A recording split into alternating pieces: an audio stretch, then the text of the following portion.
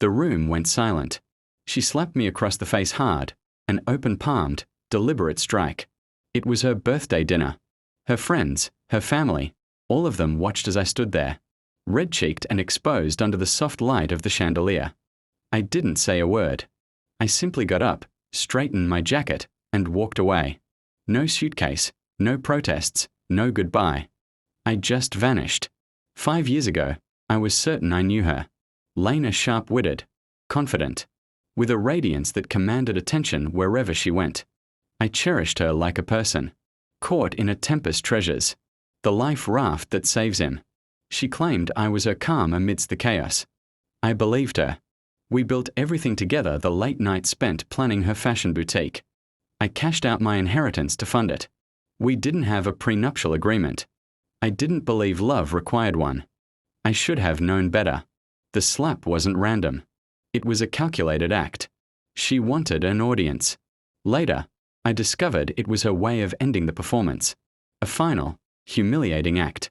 What followed were whispers I couldn't defend myself against. She told them I had cheated, drained her savings, and even physically harmed her.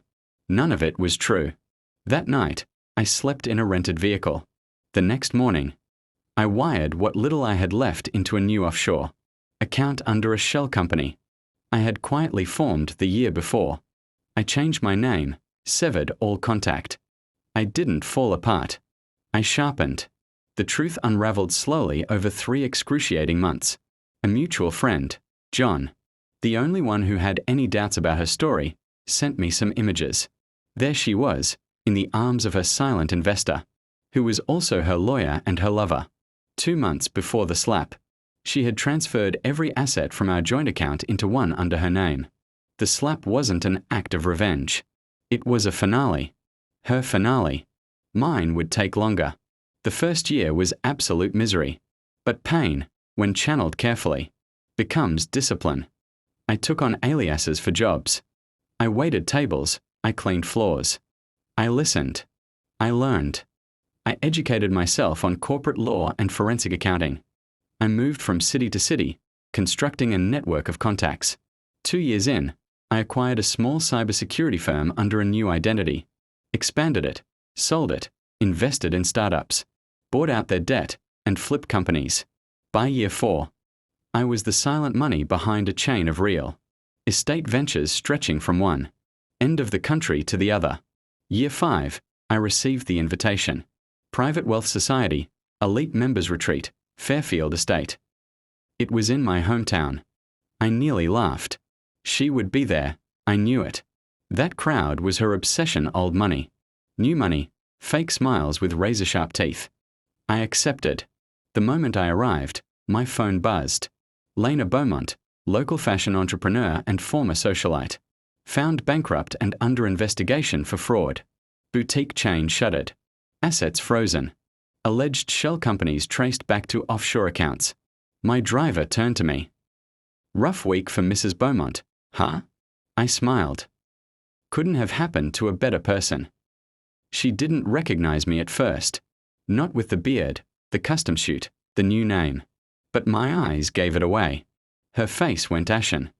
I was seated directly across from her at the estate's long banquet table. It was almost poetic. The same arrangement as 5 years ago, but this time I was the guest of honor. The host, Luca Brandt, raised his glass to the serial investor, the tech whisperer, the man who acquired half of Tay's Group in a single weekend. Tay's Group, the shell company that had acquired the parent company of her boutique. 2 years ago. She had lost everything and never saw the knife coming. When she confronted me after dinner, she looked like a ghost. George, it's you. You did this. I leaned in, calm and quiet. You destroyed me. No, I replied. You did that. I simply handed you the rope. She trembled, but I wasn't finished. I slid a thin folder into her hands. Court documents, evidence trails, tax violations all sourced legally, all meticulously orchestrated, all bearing her signature. You signed every single thing, every deal, every loan, every fraudulent transaction. I just made sure someone was watching when you did. Her voice broke. Why? We could have mended things. I stepped closer. You broke me in front of everyone I cared about. You stole my name, my money, my dignity. This was simply about restoring balance. 2 days later, the story broke. News outlets were inundated with the details. Her designer friends abandoned her. Sponsors pulled their support. It turns out that individuals who thrive on image do not survive public disgrace. I walked the streets of my hometown that evening, my hands in my pockets, my coat flapping in the cold wind. There was no victory lap, no applause, just silence, just peace. Some scars never fade. I still see her handprint sometimes when I close my eyes. But now, it doesn't sting. It serves as a reminder of the person I became. The one who waits. The one who plans. The one you never see coming. Vengeance isn't loud. It is a whisper in a boardroom. A signature on a contract. A person you thought you had erased, acquiring your downfall one piece at a time.